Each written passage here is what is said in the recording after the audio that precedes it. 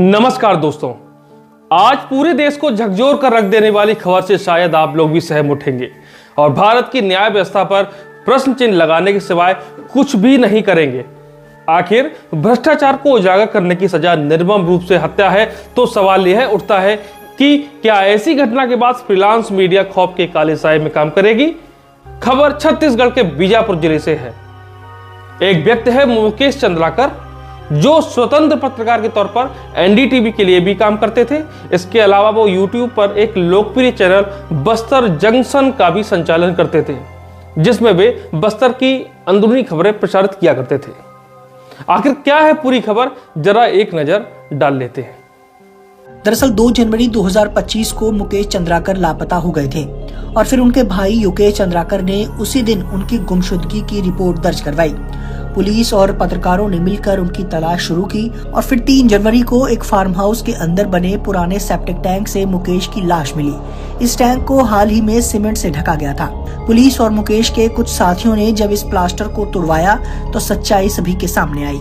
मुकेश ने हाल ही में छत्तीसगढ़ के गंगालूर से नेलशनार तक बन रही एक सड़क में हो रहे बड़े घोटाले का पर्दाफाश किया था। ये सड़क 120 करोड़ रुपए के बजट में बनाई जा रही थी, लेकिन मुकेश की रिपोर्टिंग में बताया गया कि सिर्फ 1 किलोमीटर के हिस्से में 35 गड्ढे थे और सड़क निर्माण सामग्री की क्वालिटी बेहद खराब थी। और उनकी इसी रिपोर्टिंग के बाद ही जिला प्रशासन ने जाँच कमेटी बनाई थी और फिर यही रिपोर्टिंग उनकी जान पर भारी पड़ गयी।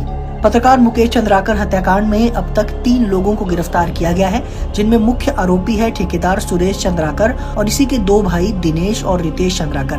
हालांकि सुरेश चंद्राकर अब भी फरार है। पोस्टमार्टम रिपोर्ट में सामने आया है कि पहले मुकेश का गला घोटा गया और फिर कुल्हाड़ी से सिर पर हमला किया गया था और फिर बाद में ठेकेदार के बरामदे में बने सेप्टिक टैंक में उसे फेंक कर उस पर सीमेंट से प्लास्टर करवा दिया गया। एक माफिया है जिसका नाम है सुरेश चंद्राकर, जो पेशे से ठेकेदार है और राजनीति से भी जुड़ा हुआ है। आरोप यह है कि मुकेश चंद्राकर ने ठेकेदार के भ्रष्टाचार की खबर बनाई थी। इसी बात से नाराज सुरेश ने मुकेश की हत्या करवाई। इसमें 3 अन्य लोग भी शामिल थे, जिसमें 2 तो सुरेश के सगे भाई थे, जिन्होंने मुकेश चंद्राकर को डिनर के बहाने बुलाकर उनकी निर्मम हत्या करवा दी। चूंकि मुकेश जो नक्सल क्षेत्र थे उसमें जाकर कवर किया करते थे, जब नक्सलियों की यह पता लगी कि मुकेश चंद्राकर की हत्या हुई तो उन्होंने पर्चे भी फेंके और कहा भ्रष्टाचार उजागर करने में मुकेश का मर्डर हुआ। नक्सलियों ने पर्चे फेंककर मुकेश चंद्राकर मर्डर केस की निंदा की है। उन्होंने सरकार को भी घेरा है। पर्चे में लिखा है कि सरकार के लोग अपने करीबियों और भ्रष्टाचारी ठेकेदारों को काम देकर भ्रष्टाचार कर रहे हैं। इनका भ्रष्टाचार उजागर करने पर मुकेश की हत्या कर दी गई। ये बात कोई और नहीं, ये नक्सल से जुड़े लोग कह रहे हैं। आज जब मुकेश की पोस्टमार्टम रिपोर्ट सामने आती है तो इन दरिंदों की क्रूरता का आईना साफ साफ नजर आने लगता है कि कितनी क्रूरता से, कितनी निर्ममता से मुकेश की हत्या की है। दरअसल रिपोर्ट में उसका जो हेड है उस पर 15 निशान आए हुए, जिसमें लीवर के 4 टुकड़े और गर्दन टूटी ही और हार्ट बिल्कुल फटा हुआ मिला था।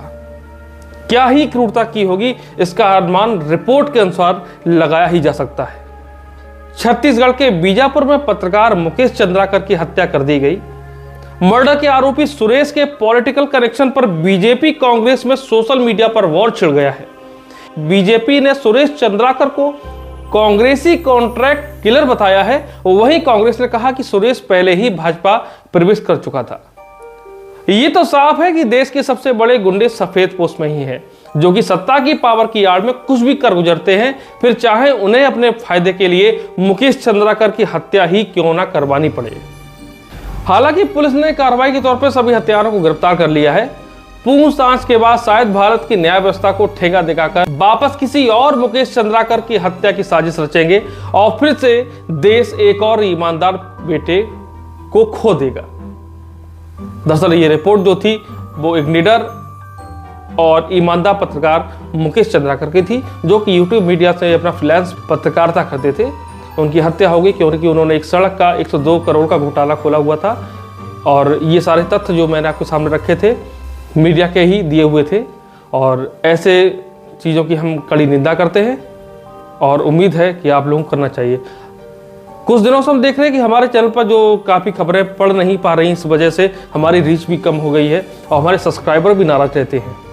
अच्छा, सब्सक्राइबर से हमारा अनुरोध है कि हमारा चैनल है वो अधिक से अधिक सब्सक्राइब इसलिए करें कि हमको उससे प्रोत्साहन मिले और अधिक से अधिक वीडियो भी हम बनाएं, जिससे कि आपको यहाँ पर सटीक सूचनाएं मिल सकती हों।